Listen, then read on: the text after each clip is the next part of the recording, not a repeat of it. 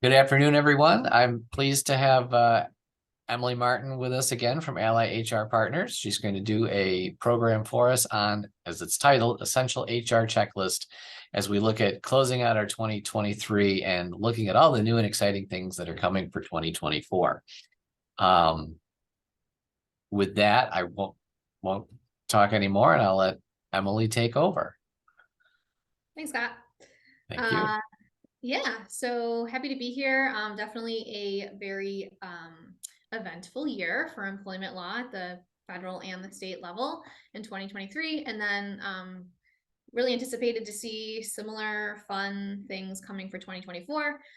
So today we're just going to cover the essential things from 2023 that if you haven't already kind of implemented and changed, you should probably do in the next month here, and then also things that you should be aware of and think about and have on your radar for 2024. So a lot of information. I would say take notes, and then if you have questions at the end, we will answer questions, or you can certainly reach out with more detailed questions and we can answer from there. So what we do at Ally HR Partners is basically provide HR expertise and mastery to small businesses that really don't have that that person or that experience internally in their own business. So maybe you have an HR person of some sort, but they're inundated with administrative tasks, or just they just don't have the strategic experience or big picture knowledge of HR, and we partner with you and your business to kind of bring that expertise into your business, so you can really solve people problems and maximize your people potential as well. And instead of HR being a burden for your business, have it really become an asset. So if you're interested in learning more, you can certainly reach out. So a lot of the focus of today is going to be wage and hour related, which is basically wage and hour law is basically all things payroll and time related, which if you've listened to any of the other webinars I've ever done, or read or look into employment law at all, when it comes to payroll and time, it's the biggest area of scrutiny when it comes to any of the agencies out there, again, federal or state, DOL or NLRB or FLSA or whatever. And that's because it's the most money-making engine of the Department of Labor and when it comes to employment law. So a lot of what we talk about today will be changes to law that affect this, and focusing on what the priorities of the agencies are going into next year in this area. But as you can see, in the last 5 years here, the DOLs, this is just federal, have collected $1.4 billion in back due wages from employers in 2020, or in the last 5 years. That's a lot of money. That basically means these are wages that the DOL, based on complaints or just random audits, they went in, they reviewed time and payroll practices of companies, and they decided that, well, they found that the companies didn't correctly pay employees. Some of it maybe have been intentional. Most of it certainly was probably just based on not knowing the insane nuance of these rules, and then force the companies to, do this back pay, and then also pay, 100% liquidated damages on top of that, which is no joke. You can see that listed here. And then they can also go back 6 years. So they're going to be auditing you. Usually it's 3, but they can, if they want, go back 6. And, if you weren't calculating overtime properly or something, you could be looking at a bill for all of your employees over the last 6 years, times 2 for 100% of liquidated damages, which is obviously not a small amount of money. And the average claim usually results in almost $10,000 being paid out. So something to take seriously, and we'll try to cover as much as we can on this topic today. But if you're concerned about your wage and hour practices in general, which I can guarantee every single person listening to this is doing something wrong, because we've never had a client where we don't find something, because again, it's just impossible to know all the rules. I would check out our other resources to kind of quickly educate yourself on the biggest areas where there's usually concern and mistakes being made. And then this here just shows, most of you tuning in are probably in New York. New York is where there are the most, New York and Florida seem to be the most federal lawsuits filed by the FLSA, which is the federal governing body that goes after wage and hour type claims. This, just for note, this does not include any claims made at the state level. And I can promise you with complete certainty that both New York and California are the highest claims from a state level. So like the fact that this is a concerning and astronomical number for New York compared to other states at the federal level is scary, because I know that New York's also the highest at the state level. So unfortunately, we all get to live in this state and do business in this state, but that just kind of ups the ante for paying attention and caring about this stuff. So what we're going to talk about today is starting out with kind of easy, more black and white stuff, which is policy and procedure changes from 2023 that if you have not yet updated in your handbooks or just in how you deal with things, you should do. And then we'll move into kind of more compensation planning stuff for 2024, which the biggest changes we know about coming in 2024 right now are going to be around minimum wage changes and overtime eligibility changes and things like that. So a lot to cover, so we will move relatively quickly.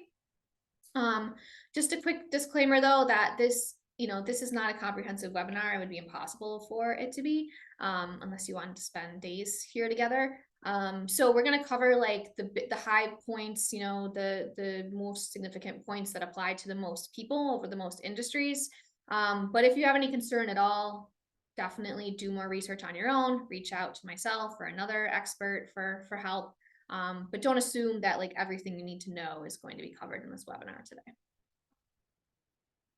All right, so first and foremost, kind of easier stuff is policy updates from 2023. So one significant update was the Pregnant Workers Fairness Act that was passed by actually the federal DOL in June.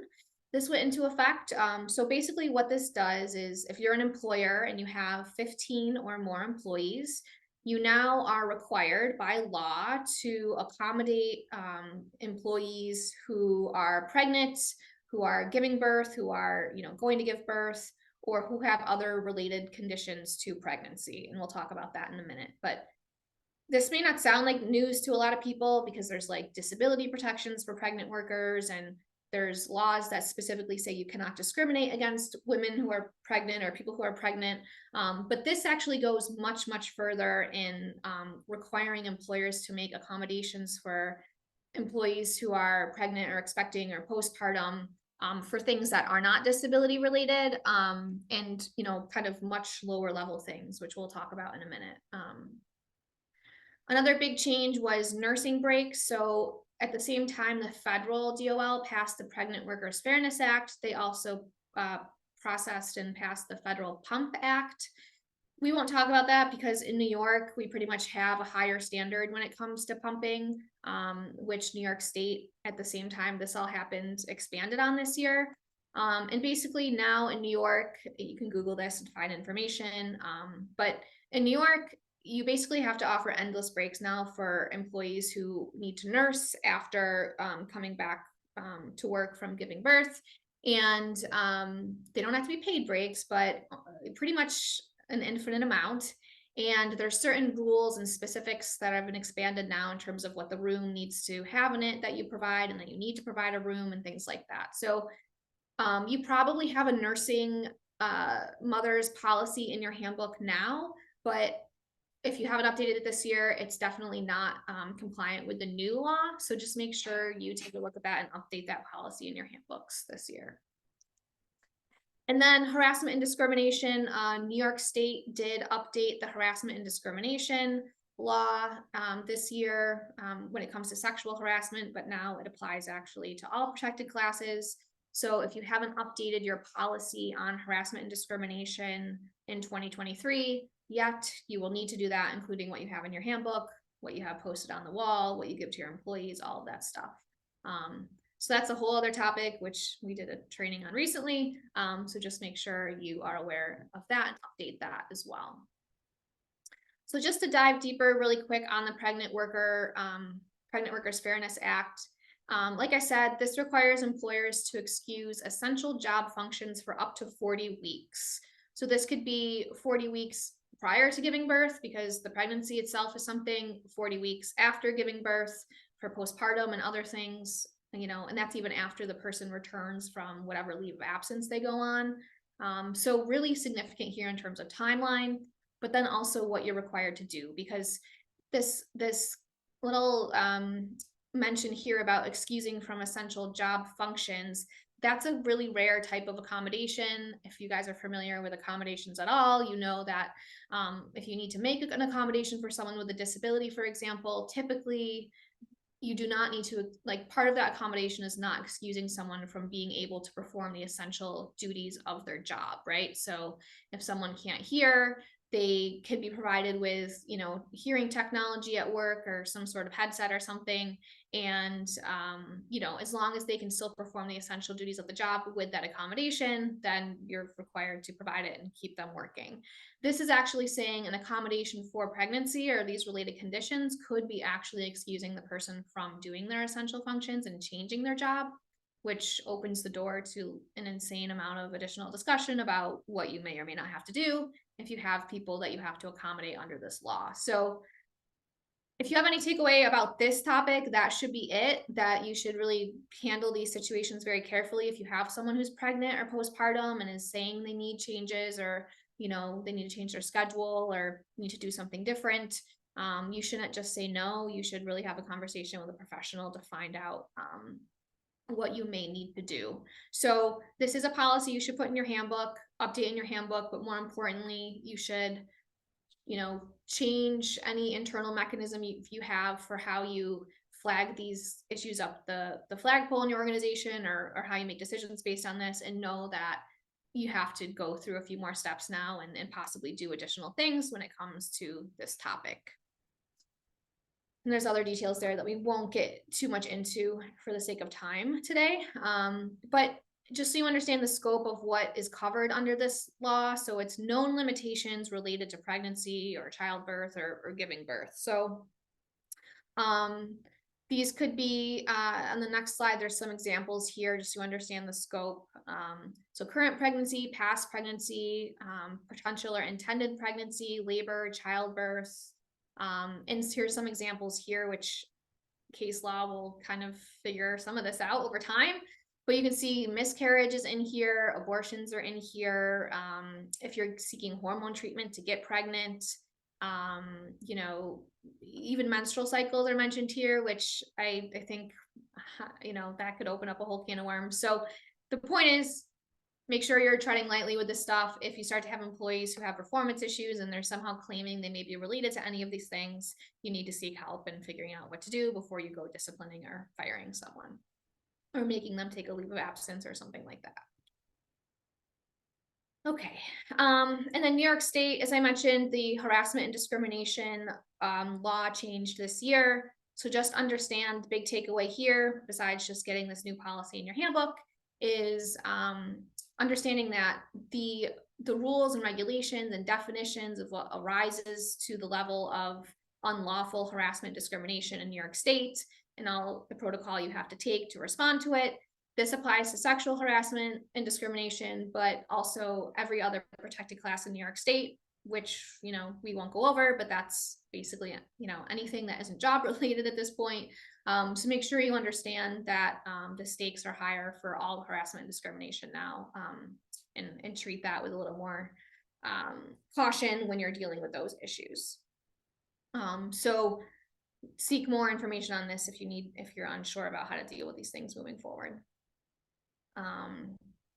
And these some really key changes to this law are mentioned here as well. And if you've done this training this year, you've probably already covered this and know this, but just make sure you're familiar with these things and these lowered bars about what is really considered harassment and illegal harassment and discrimination. It's now just a petty slight or trivial inconvenience. And that intent is completely irrelevant, which means you need to take all complaints and claims about this seriously. And it's not really about objective fact anymore, but actual feeling and impact on the individual. So you need to handle every case that seriously now. And some other final, just like quick, easy updates here.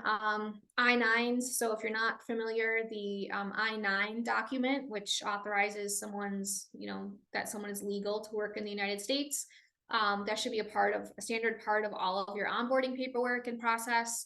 That updated this year as of October 1st. So if you haven't started using the new I-9 form, you absolutely should do that now. And just make sure that's a part of your new hire process. So that's a big update. New York State pay transparency took effect this year in September, which requires all employers to put the full pay range that they potentially could pay for a position that you're recruiting for. That has to be on your job postings now, whether they're internal or external. So make sure that you are doing that. And then finally, just a quick note, we're not going to dive into it, but the NLRB, which is the federal body that governs basically employees' protections and rights related to unionizing. There's been insane amounts of case law this year and reversals on things from the past that really have expanded employees' protections and rights as the NLRB defines them when it comes to this topic. So there are several policies in your handbook now that potentially the NLRB would consider to be illegal if they are too coercive in, you know, suggesting employees may or may not do certain things, or may be required to, you know, complain internally versus going to an external agency or something like that. So the policies of most interest here and potentially of like most at risk of, you know, needing a change or being in violation now are your social media policies, your solicitation policies, your confidentiality policies, and that includes any agreements you may have your employees sign about confidentiality.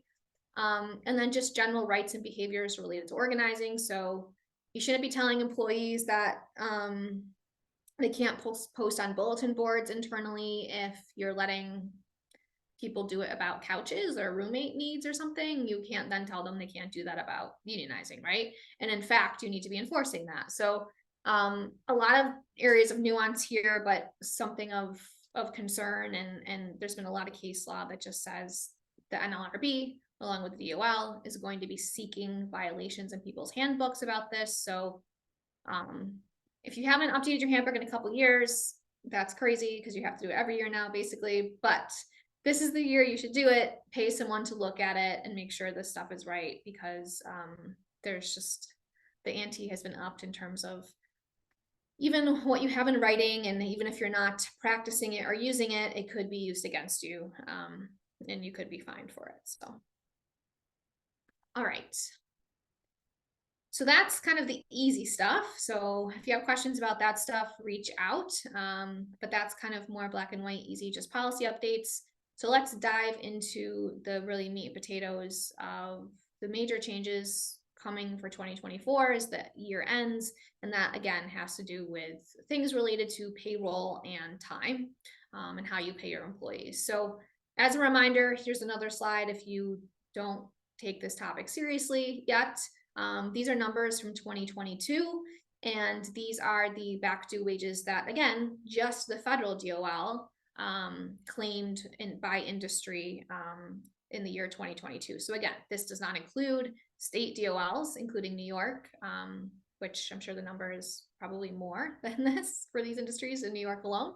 But if you're in any of these industries, you can see none of these numbers are small, and you should take this very, very seriously. And so this is going to continue to be a priority for all the agencies. So, I mean, the federal DOL, the state DOL, the NLRB, which has to do with unionizing, the IRS, they've kind of all said they're joining forces together to enforce this stuff and like clue each other in on where there may be wage violations that could result in tax violations. So again, if you're going to pick a year to care, this should be the year, I would say. And then we'll see after that based on elections. But a real refresher here on who makes the rules as I kind of talk about all these acronyms. Wage and hour laws are, you know, kind of what applies to you depends on where you are as a business and where you're doing business. So the FLSA is, you know, federal governing body of this, which is part of an arm of the US DOL, the federal DOL. There's state departments of labor that have their own wage orders and things. In New York, we actually have 5 wage orders that determine based on what industry you're in, how you have to pay people. The IRS cares from a tax standpoint. If you're a federal contractor, that also creates different rules for you and different minimum wages and things. You may be subject to prevailing wages, but also like now there's county level requirements too, and there aren't really any per se in New York. But that's something to pay attention to. If you do have employees in other states, from a county or even city level, there may be different minimum wages and things. So the point is, it's complicated and the most beneficial rules apply. So it's kind of a patchwork of understanding what you need to do based on all the things that apply to you, and whichever rules or pieces of rules from different jurisdictions that you live in or work in are more beneficial to the employee, that's what will apply. So in case you're wondering, if you read something federal and it seems friendlier to you than New York's rules, unfortunately, we live in New York, so we have to follow New York's rules. So an example of that would be the federal minimum wage is $7.25 still, and New York's is going up to 15. So obviously you have to pay $15 an hour to your hourly workers. And here's the different wage orders in New York. So if you were unaware, there's 5 different wage orders. These are rules, and you can Google like nonprofit New York State wage order, and you'll get hopefully an up-to-date document that pops up, although they have outdated documents on their own website. And you can read different rules about how to pay overtime and deductions and different things that apply to you. So just a little piece of information here. Someone else is coming in, so that's cool.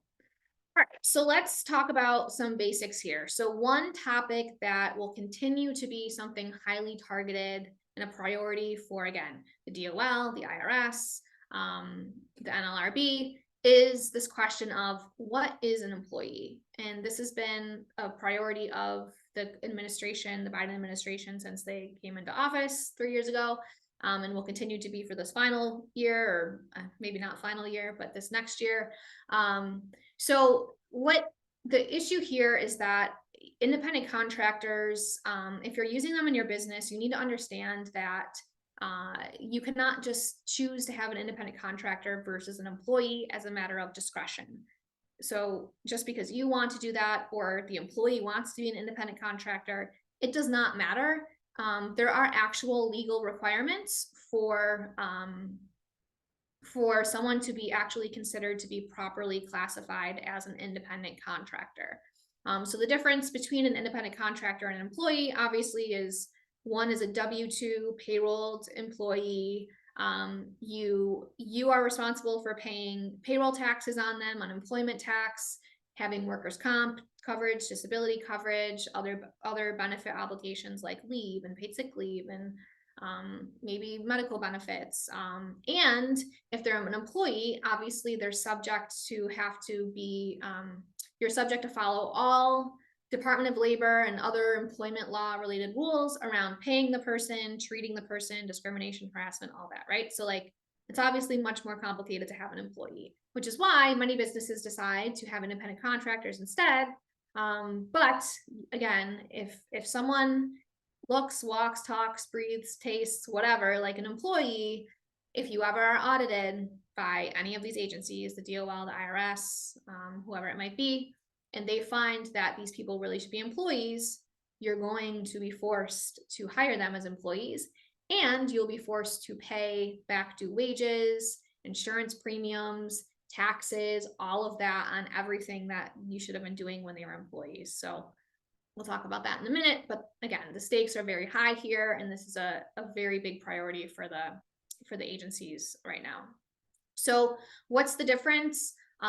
Basically, the question is, when should someone be an employee, and when can they really be an independent contractor? And the answer is, it kind of depends on the circumstances. Of course, none of these agencies provide an actual black and white rule for you to follow. I would say that's intentional, because then they get to decide when they come in. But generally, the more control you have over someone's work, when they work, the tools they use to do the work, where they do the work, right? Is it on site at your office? Is it remote? How they do the work, right? So if you're tasking them with like an outcome versus, like specific tasks, that's not a good look. But the more control you have on how they're doing the work and what they're doing, the more likely it is they should be an employee and not an independent contractor.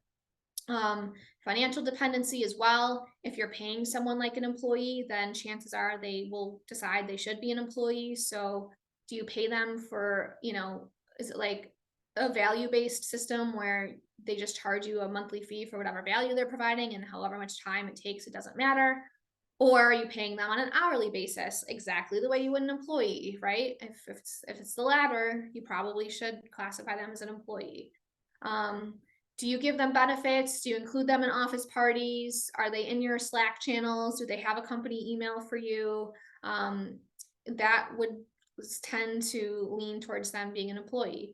Are they specialized in what they do? If they're not, and they're basically doing the same work that like you as a business perform or other employees you have do, if that person's an independent contractor, that's probably going to be seen as an improper classification and they'll have to be reclassified. So all things to be aware of. This is not an exhaustive list, but if you have independent contractors now and anything we just talked about seems not totally clear to you, I would take a look at maybe redefining that relationship or having them become employees, because the stakes are very high for this. So here's red flags. Again, if you're supervising their work, if they only work for you and no one else, especially if they aren't like an LLC on their own or an S Corp or something, that's a red flag. You know, again, all the things we talked about here, but are you treating them like employees is basically the question.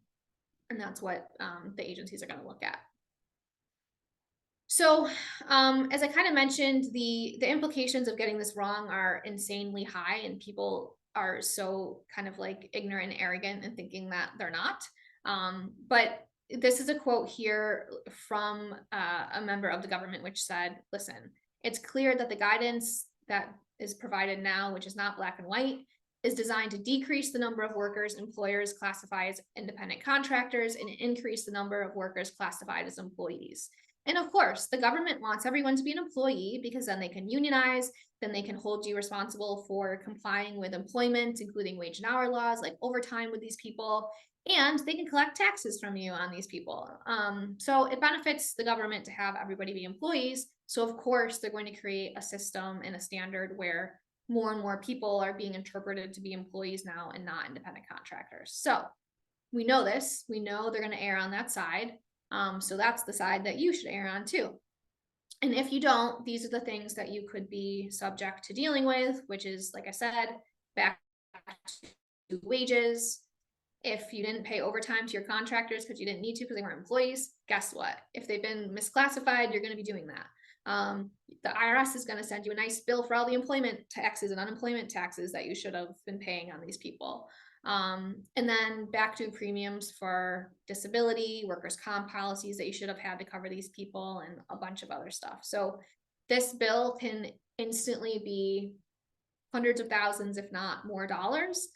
The other thing is employees can inadvertently turn you in. So like there's a lot of independent contractors who are uneducated on this stuff. And let's just say, for example, the contract ends with you and they think, I'm going to go apply for unemployment. And they go apply for unemployment and the unemployment agency finds, wait, this person isn't an employee there. Oh, maybe we should audit that business and find out how many other contractors they have. And now they're going to go looking to see if you have this issue, and you're going to get on their radar, you're going to get on the IRS's radar. So there's a lot of ways that inadvertently you can kind of get in trouble for this and be blown in. So take it seriously. Okay, so after that, so once you know if your people are employees or not, and if you have employees, let's talk about paying employees. And this is a big topic, again, a big topic of priority for all the agencies going into 2024. So really quick heads up, this is not a change, but it's worth mentioning. If you are an employer in the state of New York and you have manual workers, you must be paying them on a weekly basis. So this has been a law on the books for a very long time. New York State, because they want to have a good time, I guess, have decided to really enforce this law strictly over the last couple of years, more so than ever. And also they've been redefining the word manual worker, which, you know, they get to decide definitions of words over time that change based on their own whim. So basically right now it's individuals who spend more than 25% of their time engaged in physical labor. And just so you understand, like that used to just be like, you know, mechanics and factory workers. Now it's New York State has clearly said, and you can find this, it's retail workers, it's hospitality workers, standing, if you're standing, if you're like reaching and things, if you're at a grocery store, you are a manual worker. So if you're a business and you have any type of manual workers, even if it's only a portion of your staff, you should be running payroll weekly. So if you're not, please look into it. It should be an easy change with your payroll provider.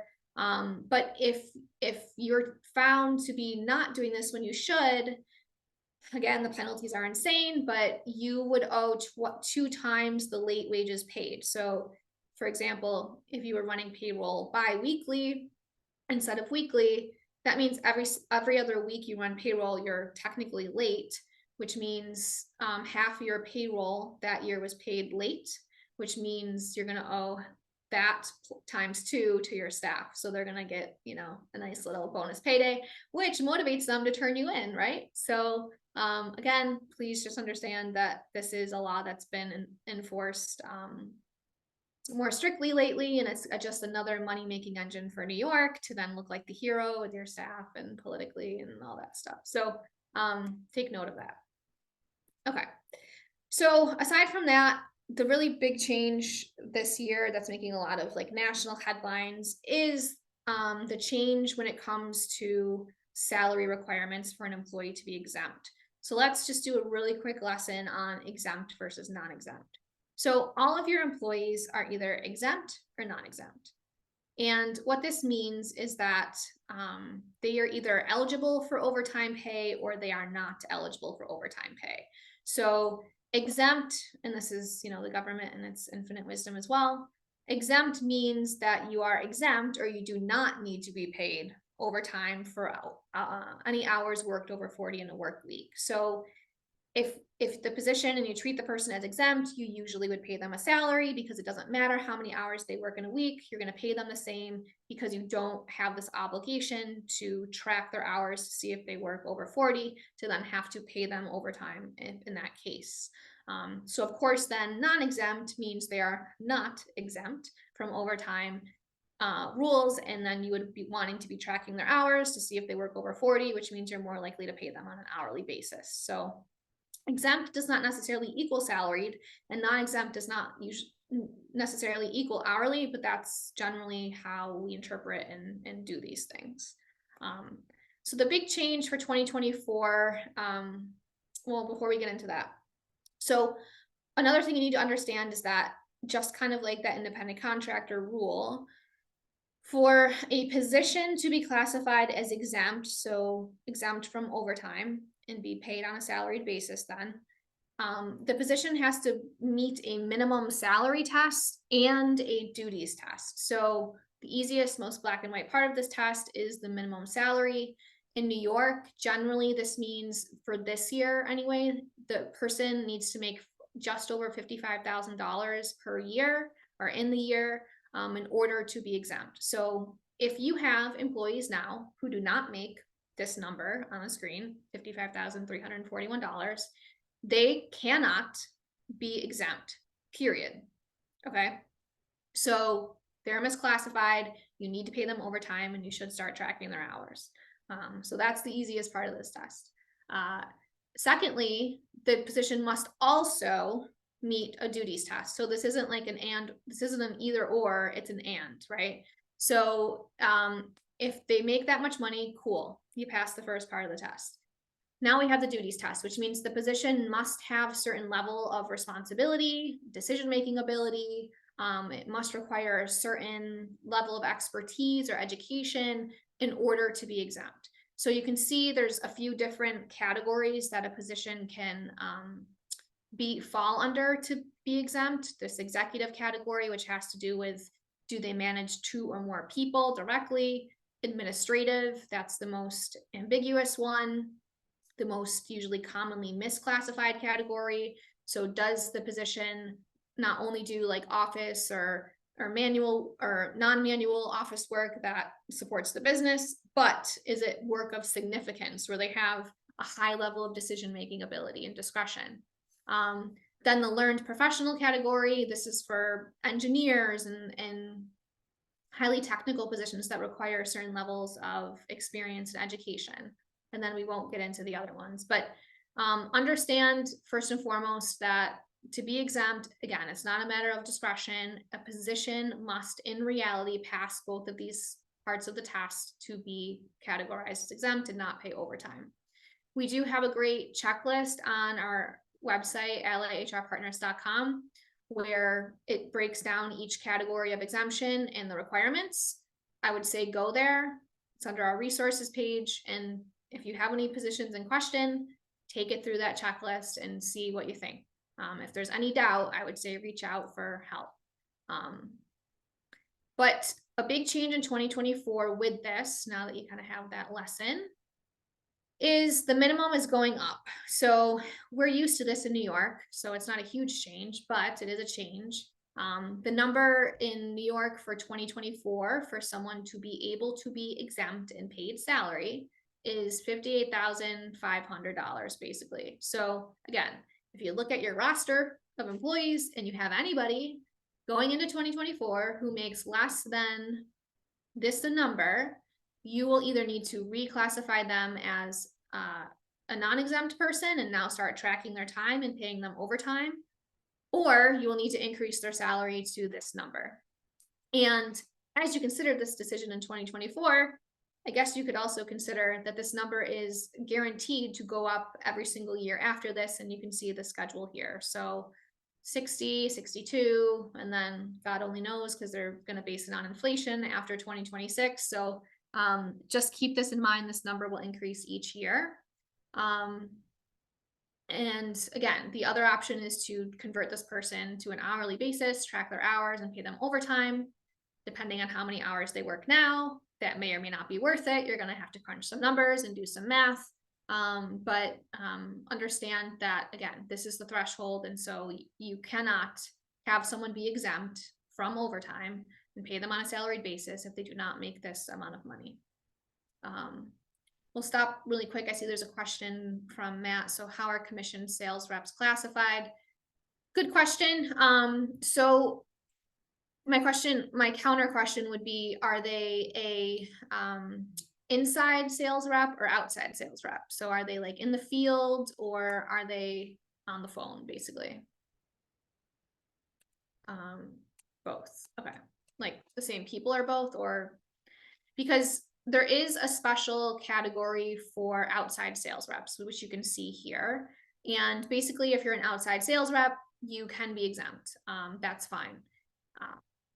And that has to be like the requirement for that, which you'll see on our website in the test, is they must like primarily be in the field. And I would say at least 50% of the time or more, they should be selling out in the field, driving to customers.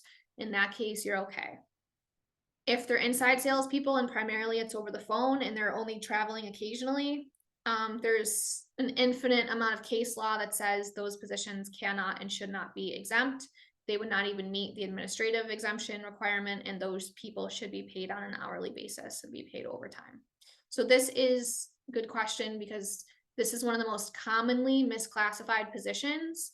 And there's other reasons why paying people this way results in even worse issues with like how those commissions are supposed to be used to calculate the overtime rate and different things. So I would say if you have a group of employees and you're not paying them on a non-exempt basis now in this category, you should probably reach out and we should talk or to someone and figure out how to kind of best fix this issue, because it could balloon into a major issue. So Zoom calls does not mean in the field. So if they're doing it over Zoom, that's an inside sales rep. It has to be actual driving away from the employer's place of business. And you'll see this definition is pretty clear when you look at the exemption test that's on our website, which is pulled directly from the DOL. So I would encourage you to look into that, but a very common area of misclassification. Okay. All right. So aside from the New York State update on the exemption minimum, which you can see here, a huge update this year is that the federal minimum is also changing. So when it comes to the New York minimum, this minimum actually just applies to obviously employees working in New York State, but then also really only to these two exemption categories here, the executive and the administrative. So if you have engineers or something, or computer professionals, which are the two other most common categories, I would say, they don't really need to meet that New York State minimum standard of 50, currently 55, just over 55. They only have to meet the federal standard. So typically this is governed at a high level by the federal DOL. New York State just decided to, up the ante with those two categories and give a higher state minimum for those categories. But in 2024, it's almost certain that the federal number is going to increase as well. And it's going to increase by a lot. So what this means is if you have employees in other states who are exempt, this will apply to them. But also if you have engineers or other people that fall into those other categories, now they are going to have a much higher number as well, where they have not up to this point. So the projections at this point, which this could be, I mean, it's being challenged right now, but I just have a feeling based on how this has gone or how the last 3 years have gone with all other employment related items, this is going to pass. And you could probably find a million news articles about it right now that says the same thing. But this number currently is 35,000 a year, and it's going to go up to at least 55,000 a year. So that's, a 55% increase, which is insane. So you can see nationally where currently nationally the exempt minimum is 35 for all of those categories we talked about. So it's going to affect, every single employer in our entire country. It's going to affect hundreds of thousands of people and their exemption status and how they are getting paid. Probably hundreds of thousands of people are now going to become eligible to be paid overtime, which is what the government wants because there's a lot of violations there and they want people to be paid more. So huge change, huge agenda item that you need to keep track of. This also, if this is passed, will guarantee that the federal government is going to increase this number every 3 years. It would be interesting to see if this number ever surpassed the New York number, in which case New York, we would just follow the federal number. I don't know if that will happen. But one other thing to note is that there has been talk that if this federal change occurs in the first quarter of next year, which seems like it would be now, it is possible that instead of this 55,000 number, this minimum federal number could go to 60, which would obviously then be higher than what New York State's number is going to be next year. So something to really watch out for. The federal number is set to be based on earnings data as of, national earnings data as of the date the final rule takes effect. Which again, if that's the case, obviously wages are increasing, every single month here, over time with inflation and things. And so if we wait too long, that number could be pretty high. And again, that's when they think it could get to the $60,000 number. So as you're budgeting and looking at that 58.5 number to get to for your exempt staff, maybe consider worst case scenario, what if it was 60 and what you want to do in that situation. But again, this would affect every single one of your employees, regardless of where they are, anyone who's exempt, regardless of their exemption category or, where they're working. So really, really big change, significant, and something to keep an eye on. And remember, this would affect all of the exemption categories, which I have listed again here. Most of your employees probably fall either in the executive, the administrative, or the learned professionals. Maybe certain like programmers or IT people fall into computer exemption, but again, this would affect everyone. Quick note about the computer exemption, help desk people or like systems administrators do not fall under the computer exemption. It's only for actual like developers or creators or programmers. So, if you have IT people, take a look at that test because it's possible they're misclassified if you're putting like help desk people in there. All right, and just to underscore the significance of this is real life, and the way the DOLs are kind of going after this stuff is becoming more procedural than ever. So This here is an example of a claim that an actual real life client of mine received this year. They're in New York State. Basically what happened is an employee of theirs who was disgruntled because they were let go for inappropriate conduct that was valid. They, in their vengeance, decided to go to the DOL and claim and tell the DOL that for the past couple years, they'd been paid improperly by this employer. And, based on these figures that they made up without any evidence with the DOL, that, this is what they think that they're owed. So the DOL said, okay, cool, we'll send your employer a bill. And basically, without any other contact, the employer got this letter in the mail that said, based on what this person is saying, this is what we think you owe them. And you can see here, we will proceed to schedule a meeting, which will take place within the next 2 months if these claims are valid, or you could just basically send us a check. So now, you can kind of settle here and send a check, or you can challenge this, which may invite them to come in and scrutinize all of your payroll and time records. So I'm not going to say this is extortion, but it's not far away from that. So this is terrifying. This is so transactional and procedural compared to how these things used to be handled. This is also a canary in the coal mine. So once this kind of thing comes through with this client, it was almost guaranteed that the DOL was going to come back and perform a full audit to see if there were other employees paid improperly.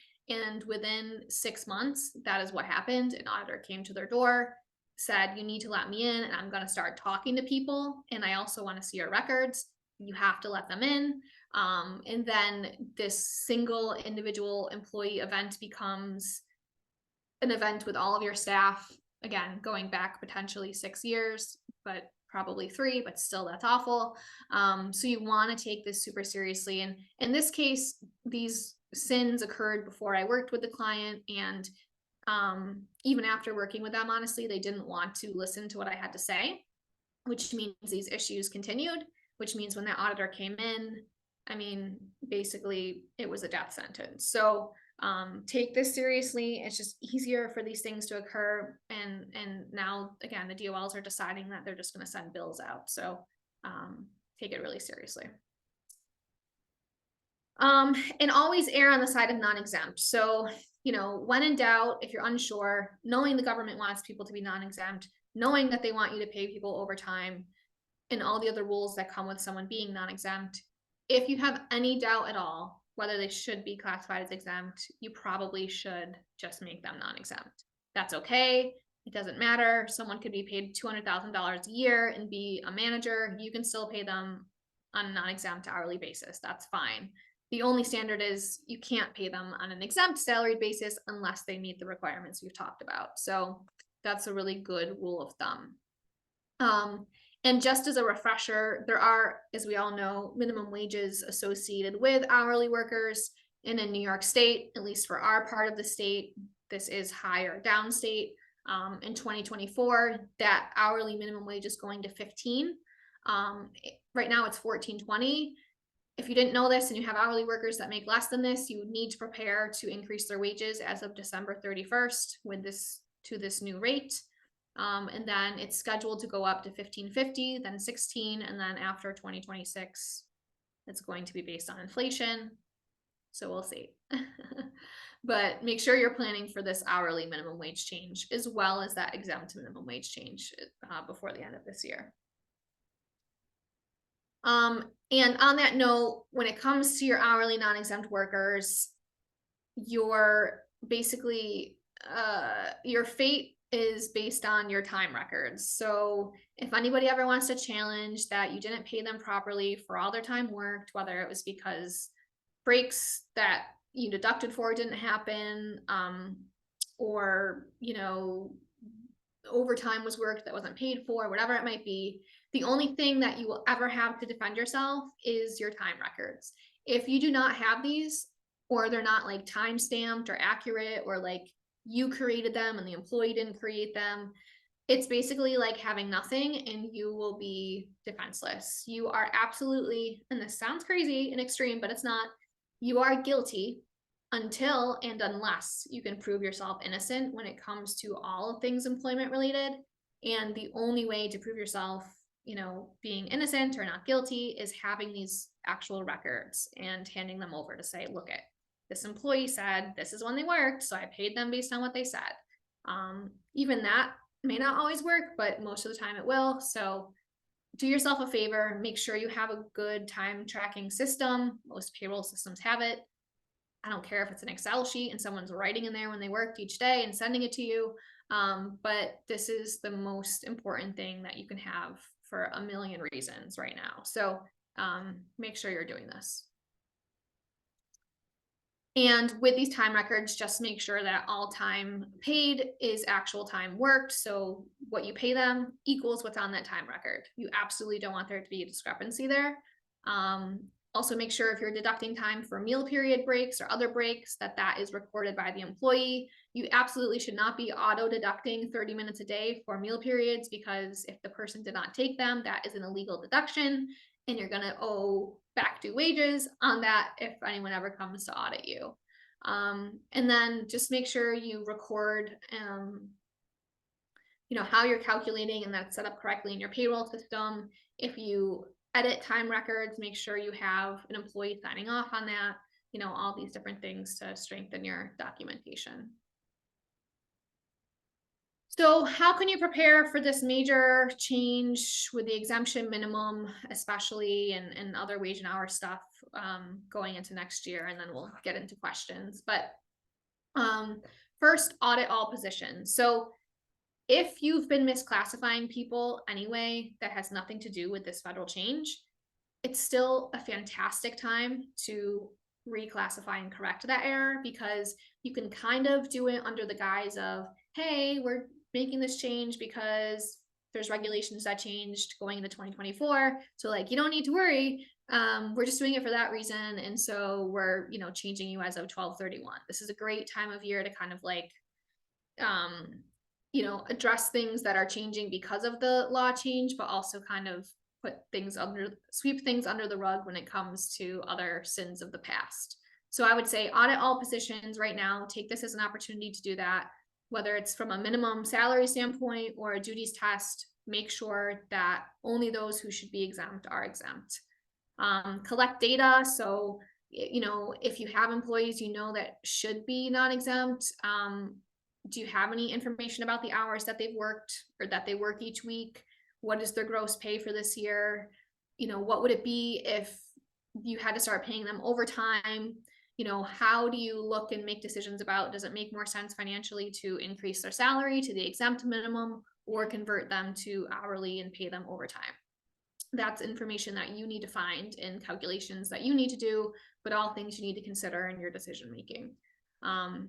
Make hard decisions. Again, do you increase someone's pay to make them exempt, or do you make them non-exempt? There's financial implications to that. There's administrative and cultural implications. I can guarantee you in all cases, no one's going to want to track their time if they haven't been doing it. But across the country, again, hundreds of thousands of workers are going to be doing that. Nobody likes to feel like they're being big brothered or watched, but it's a reality that companies are going to have to face and deal with, and just explain in a very transparent way to their staff, because you have to do it to protect yourself. Believe me, no good deed goes unpunished. If your employees promise they're never going to take action against you, that promise will go out the door as soon as you disagree about something later or let them go. So make sure that you're treating all positions the same way. So if someone in one position is non-exempt, every single person in that position needs to be non-exempt. But you're going to have to make those decisions. The need to communicate and document. So you need to let people know if you change their status from exempt to non-exempt. You need to let them know in writing. You need to let them know what their pay rate is. You need to let them know the date of the change. These are all things required by New York State. So make sure that you do that. Also, messaging is key. So don't just change this without letting people know and letting people know the why. That's a really good way to make them suspicious and then have them call the DOL and then invite trouble for yourself. And then make sure that you let your payroll provider know, or if you do your own payroll, make sure you update the system to change people to have overtime calculated and change them from a salaried payment basis to an hourly. You know, make sure you build all of these changes into your systems that you're using for your calculations. And then finally, there may be other policy and practice implications you have to consider, not just about time tracking, but also, does this change someone's benefit eligibility if they're no longer salaried? Does it change the way PTO will be earned or used? You know, many, many other things. So we actually did a podcast on this and a video podcast episode recently, which dives a bit deeper into this stuff. So if you guys have questions or concerns, again, I would go on our website. It's under Unfiltered HR, and you'll be able to either listen on Spotify or watch the video. But if you want to learn more and hear more specifically on this topic, I would recommend going there. And then finally, as I mentioned, documentation. So if and when you are making changes to anyone's pay, whether it's just an hourly minimum wage increase, salary increase, an exemption change, whatever it is, you have to, in New York State, give them notice of that and give them notice as New York State says you have to. So if you Google New York State wage notice, you can find a PDF of the form that's required. You also could just create your own letter that has all that stuff on it, which I actually would recommend. But make sure you're doing this and following New York State's requirements for this, because this is another compliance area, right? If they come in and say, where are your wage notices when you did this change, and you don't have them, they'll fine you right there for not keeping proper records. So make sure you do this also. And then make sure you're utilizing your payroll system. It can track all this stuff for you, can calculate all this stuff for you. Employees should be able to track their time in there. So leverage and reach out and put pressure on your payroll provider, who should be doing that stuff for you anyway, to find solutions and make this as easy as possible from an administrative standpoint, especially if you have to start tracking time and paying overtime. And know when to get help. So if you're lost and terrified right now, reach out, and we'd be happy to point you in the right direction if it's not us, but you definitely should ask and not assume anything, rather than kind of like running away and not doing anything and being in trouble later.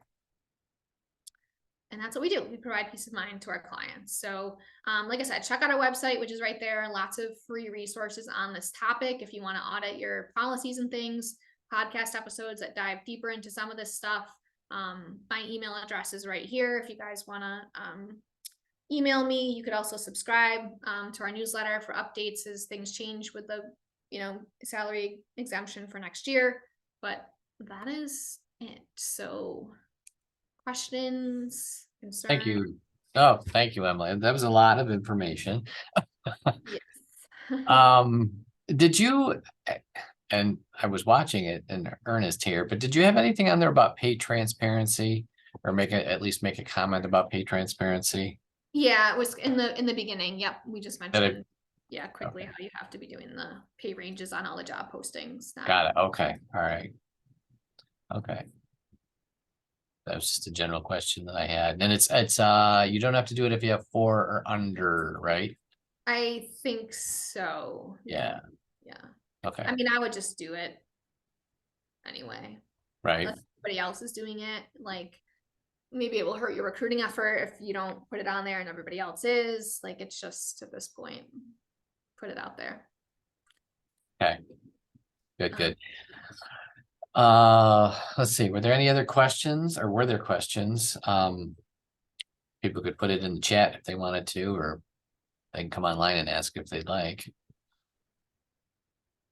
Doesn't look like there are, so if not, that's fine too. We can call that a wrap. But thank you once again for putting this on and all the information. I can make the slides available if someone needs them, and if you just email me, I can send it to you if you want it. And if you have any more detailed information, I would reach out to Emily at Ally HR Partners, and her information's up on the screen, so you could write that down or keep it. So she's always willing to have much more in-depth conversations. Yes, the soul crushing as they may be, they will be helpful. Right. Because what is it? Forewarned is forearmed, or something like that. I'm not Forearmed. Something now like, I don't know, pennies and pounds or something. Right.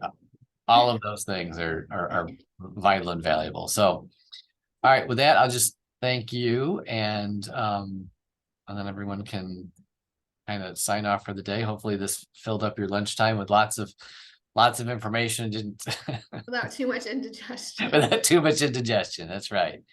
That's right. Okay, well, thank Perfect. you, Scott, and I'll look forward to the recording, and thanks, everybody, and yeah, if you have questions, reach out. All right. Very good. Thank you. All right. Bye-bye. Bye-bye.